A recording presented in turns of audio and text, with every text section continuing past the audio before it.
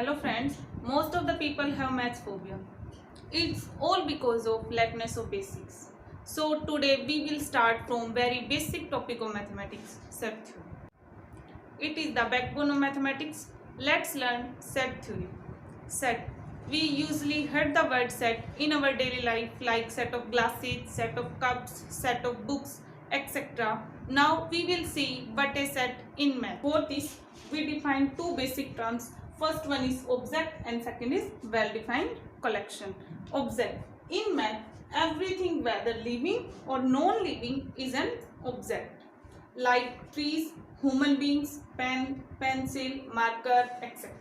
Well-defined collection. If for a given collection, it is possible to tell without any doubt whether a given object is in collection or not, means अगर हमें एक collection given है और एक object हमें दिया है और हम बिना किसी डाउट के बिना किसी हेजिटेशन के ये बता पाए कि ऑब्जेक्ट कलेक्शन से बिलोंग कर रहा है या फिर नहीं करता, then such a collection is well defined collection.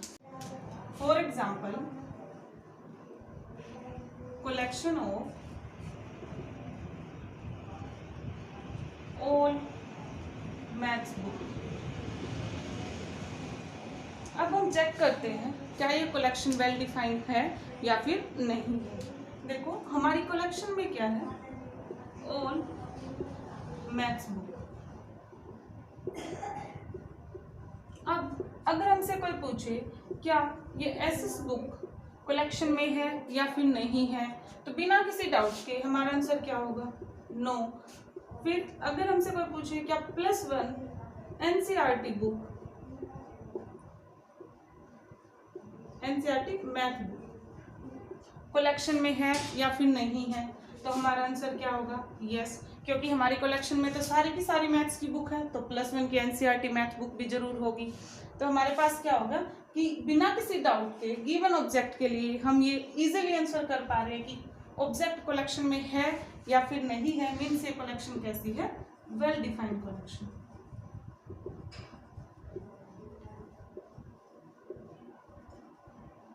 अब हम वेल डिफाइंड कलेक्शन को एक और सेंस में भी समझ सकते हैं कि जो collection person to person change ना हो. मींस अगर हम डिफरेंट पर्सन को एक कलेक्शन फॉर्म करने के लिए बोलें और वो कलेक्शन हर एक पर्सन के अकॉर्डिंग सेम रहे, उनमें कोई भी चेंज ना हो, तब हम क्या कहते हैं, कलेक्शन कैसी है, well defined collection.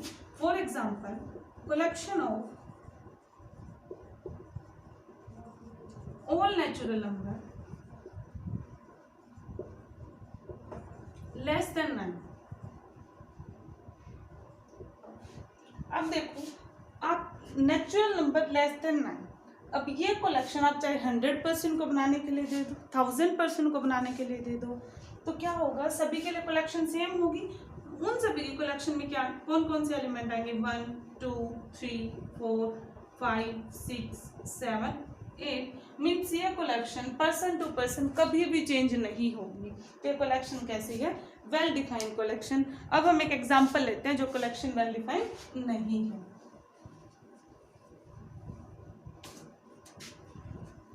Example, collection of all good books of math. अब देखो यहाँ पर जो वर्ड गुड, ये हमारे लिए कंफ्यूजन क्रिएट कर रहा है कि हमें गुड किस सेंस में लेना है.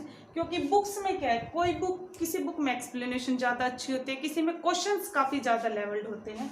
मीन्स हमें नहीं पता कि हमें गुड किस सेंस में लेना है. या फिर हम ये भी बोल सकते हैं कि पर्सन टू पर्सन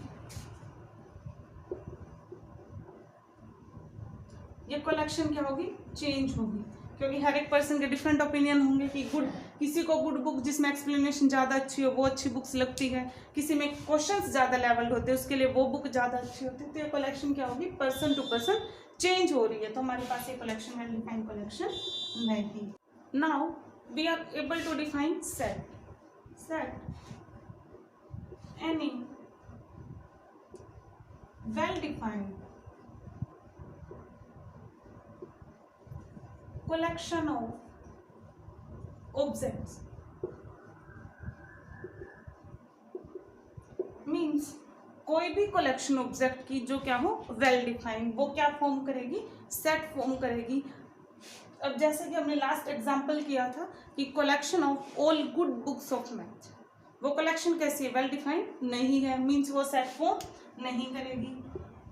एक एग्जांपल हमने किया था collection of all books of math, वो कैसे थी, वेल डिफाइंड कलेक्शन, तो कलेक्शन क्या सेट फॉर्म करती है। नेक्स्ट डेफिनेशन हम करते हैं एलिमेंट्स ऑफ ए सेट।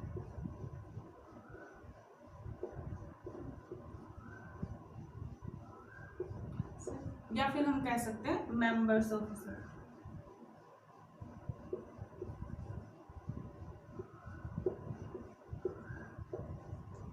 जो भी ऑब्जेक्ट सेट के अंदर बिलोंग करेंगे उन्हें क्या कहते हैं, elements of that set. Next notation, usually जो सेट्स हैं उनको हम कैपिटल लेटर से डिनोट करते हैं, like A, B, C and so. जो सेट के एलिमेंट होते हैं उनको हम स्मॉल अल्फाबेट से डिनोट करते हैं, ए, बी, सी एक्सेट्रा। अब हमारे पास सेट को एक्सप्रेस करने के दो मेथड हैं। फर्स्ट मेथड हमारे पास है टेबुलेशन और रोस्टर मेथड।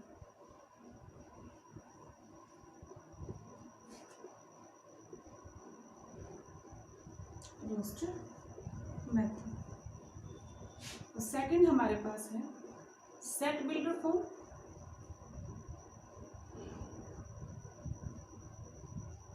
और रूल मेथड। अब हम डिस्कस करते हैं कि फर्स्ट मेथड के अकॉर्डिंग सेट को कैसे रिप्रेजेंट किया जाता है। फर्स्ट मेथड में हमारे पास 3 स्टेप हैं। First, list all the elements of a set, then separate them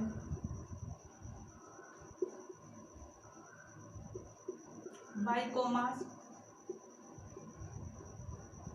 and last one is then enclose them in curly brackets। तो हमारे पास क्या होगा कि फर्स्ट मेथड में 3 स्टेप है। पहले हम लिस्ट बनाएंगे सभी एलिमेंट्स की, फिर separate them by commas and last one is enclose them in curly brackets. For example, if A is a set of all natural numbers less than 9, then इसको हम रोस्टर मेथड के according कैसे express करेंगे।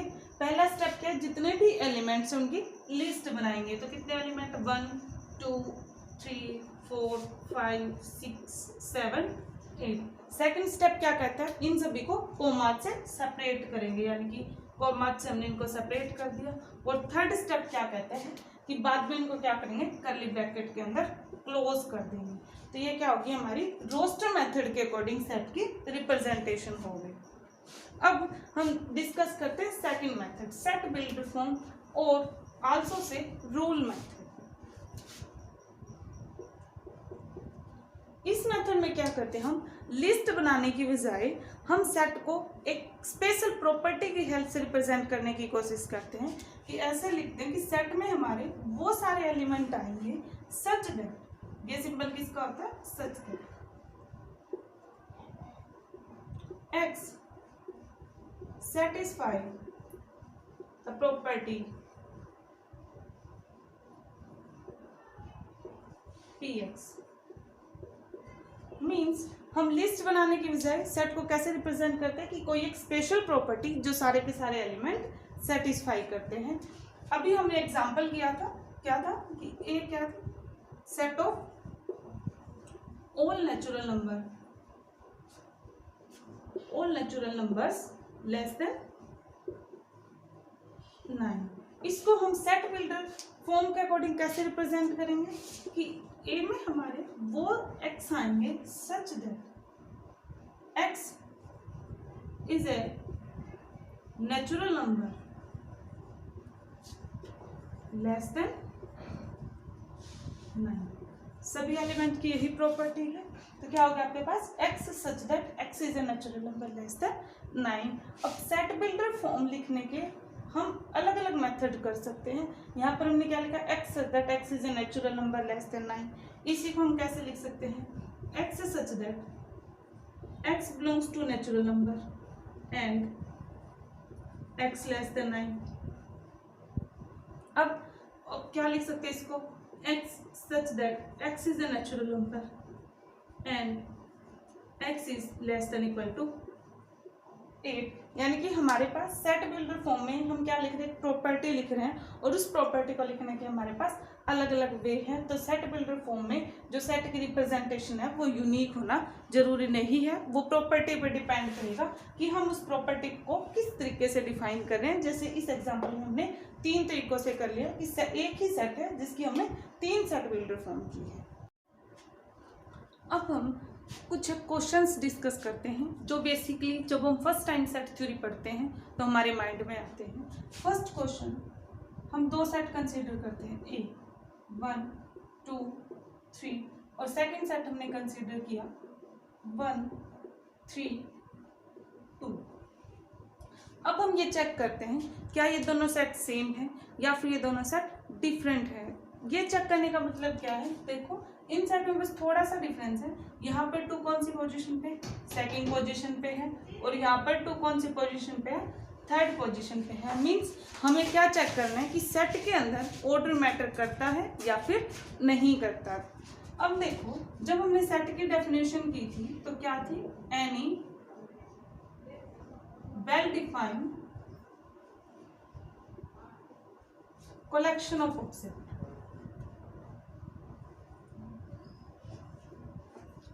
यानी कि set क्या एक collection है और हमें पता है कलेक्शन में ऑर्डर मैटर करता ही नहीं, कि इसमें भी 3 ही एलिमेंट है 1 2 3, इसमें भी 3 ही एलिमेंट है 1 2 3। मींस दोनों सेट क्या है, सेम है।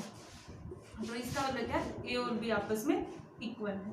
सेकंड क्वेश्चन हमारे माइंड में आता है, क्या हमेशा सेम टाइप के ऑब्जेक्ट ही सेट फॉर्म करेंगे या फिर डिफरेंट टाइप के ऑब्जेक्ट भी सेट फॉर्म कर सकते हैं। तो हमारा आंसर होगा yes, different types of object also form a set. For example, collection of all things lying on the table.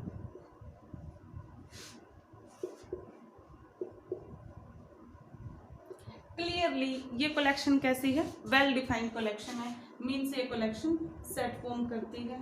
साथ में देखो टेबल के ऊपर डिफरेंट डिफरेंट ऑब्जेक्ट लाई कर सकते हैं। सपोज हमारी टेबल के ऊपर क्या है, कप्स, प्लेट्स एंड बुक्स।